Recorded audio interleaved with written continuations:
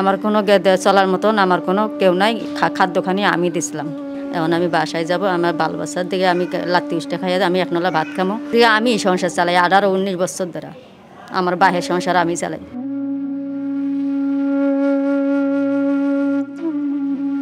সংসারে উপার্জনক্ষম ব্যক্তি যদি একজনই হয় এবং সেই মানুষটি যদি হারিয়ে যায় এবং বিপর্যস্ত অবস্থায় রাস্তায় পড়ে থাকে, ঘোরাফেরা করতে থাকে, সেই সংসারের অবস্থা কি হয় আপনারা বুঝতেই পারছেন। তেমনি করে আমার পাশে যাকে দেখতে পাচ্ছেন তিনি শহীদা, আমাদের এখানে কয়েক মাস যাবত রয়েছেন। তিনি উদ্ধার হয়ে এসেছেন, তখন তিনি খুবই বিপর্যস্ত অবস্থায় ছিলেন, তার হাতে পায়ে একদম পচন এবং পোকায় ভরপুর ছিল। আমরা একটু শহীদের কাছ থেকে শুনবো সে কেন রাস্তায় পড়েছিল, কি অবস্থাতে ছিল এবং তার বাড়ি কোথায়। শহীদ, আপনি কেমন আছেন? আছি ভালো। শহীদ, আপনার বাড়ি কোথায়? বাড়ি হচ্ছে রংপুর লালমনিরহাট এয়ারপোর্ট, ওপাকে আছে ঈশ্বরদের পুষ্করণী। সম্পূর্ণ ঠিকানা বলেন, আপনার গ্রামের নাম, ডাকঘর, উপজেলা, জেলা। জেলা হয়েছে রংপুর লালমনিরহাট, উপজেলা হয়েছে রংপুর। আর থাকি আমাকে দেশবাড়ি হয়েছে রংপুর লালমনিরহাট, মহেন্দ্রনগর, বেড়াভাঙ্গা 8 নম্বর। আপনি যেখানে অসুস্থ অবস্থায় ছিলেন সেখান থেকে নিয়ে এসেছে, এবং এই যে ঢাকাতে ছিলেন, ঢাকায় কোথায় থাকতেন আপনি? আমি আসলাম যাত্রাবাড়ি, মিরাজিবাগ, জোরাইন।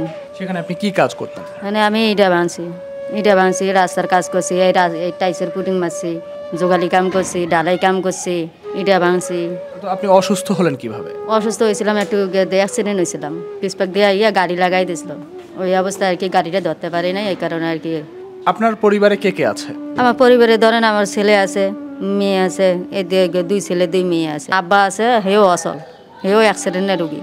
আমার মা আছে, আমার মার হাতও এরকম এই হাত ভাঙা। আমার বোন একটা হেও আমার পাগল। আমার কোনো চলার মতন আমার কোনো কেউ নাই, খাদ্যখানি আমি দিছিলাম। আপনার স্বামী কোথায়? সে স্বামী আমার ওই প্যারে থুয়া 2-3 মাসে প্যারে থুয়া মারা গেছে। সংসার আপনি চালাতেন, ইট ভেঙে কাজ করতেন?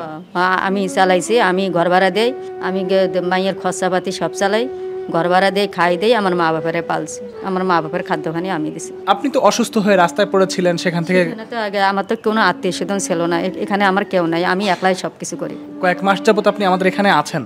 এখন আপনার সেই সন্তান, আপনার বোন, এরা কোথায় আছে এখন? আমার দেশে সবাই, কিন্তু আমার ছেলে পেলে খালি হেনে খালি, বড় ছেলে আমার দেশে। আপনার পরিবারে এমন কেউ কি নেই যে আপনাকে এখানে নিতে আসতে পারে? এখানে কেউ আগে আসার মতো কেউ নাই, বাহে যে আইব, বাহে আমার অচল। আপনার শারীরিক অবস্থা এখন, আপনি সুস্থ? এখন আমি আল্লাহ বাসারেল্লাহ আপনাকে দোয়ায়, ছোটো বড় ময়মুরব্বীর দোয়ায়, পীরমার্শিদের দোয়ায় আমি অনেক সুস্থ আছি। এখন আমি বাসায় যাব, আমার বাল বাচ্চার দিকে আমি লাত্তি উষ্টা খাইয়া আমি একনলা ভাত খামো, আপনাদের কাছে আমার এইটাই দোয়া। আমি মোহাম্মদপুর থেকে কাজ করে আইছি, কমলাপুর থেকে কাজ করে আইছি, তা নারায়ণগঞ্জ থেকে কাজ করে আইছি, মিরপুর থেকে কাজ করে আইছি, সংসদ ভবন থেকে কাজ করে আইছি। আপনার ছেলে মেয়ে যে যেথায় আছে, যেথায় পড়াশোনা করে, একটু ঠিকানা বলেন তো। ঠিকানা হয়েছে গিয়ে যাত্রাবাড়ি, যে চন্দ্রগোড়া আছে না, এই চন্দ্রগোড়া, নবীনগর, সুরজনগর, দোলের খাল। ওখানে কি আছে? ওখানে ওই মুন্সিরা পড়ায়। আচ্ছা, ওখানে যে মসজিদ আছে, মসজিদ আছে, মাদ্রাসা আছে, এখানে পড়ায়। ওই মাদ্রাসায় পড়ে? হ্যাঁ হ্যাঁ। ছেলে না মেয়ে? মেয়ে।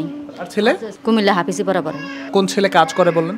আমার বড় ছেলে যোগালি কাম করে, দেশবাড়ির 200-250 টাকা রোজ কাম করে। এতে তো পালতে পারে না, বউ আছে, অনেক কষ্ট হয়ে জায়গা।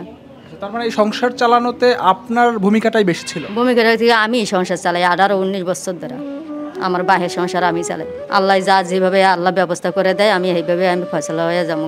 দেখুন, একজন কর্মক্ষম ব্যক্তি, এই যিনি আছেন আমার এখানে শহীদা, তিনি কিন্তু তার পরিবারকে আগলে রেখেছেন দীর্ঘ কয়েক বছর যাবত। এমনকি তার গর্ভে সন্তান থাকা অবস্থায় তার স্বামী মারা যায়, এবং সেই সময় থেকেই পুরো পরিবারটাকে, তার 2 ছেলে 2 মেয়ে এই মুহূর্তে আছে, তারাও কোথায় আছে সে নিজেও ঠিকভাবে বলতে পারছে না। তবে সে যখন হারিয়ে গিয়েছিল বা এখানে এসেছে, তার আগে তার ছেলে মেয়ে মাদ্রাসায় পড়তো, সেটা দেখে এসেছে। আপনাদের সবার কাছে অনুরোধ থাকবে, ভিডিওটি বেশি করে শেয়ার করবেন, যাতে শহীদার পরিবার আমরা খুঁজে পাই এবং শহীদার সে এখন শারীরিকভাবে সুস্থ। আজকের এই বিশেষ আয়োজন থেকে এখানেই বিদায় নিচ্ছি। এতক্ষণ আপনাদের সাথে ছিলাম আমি নয়ন সিনহা।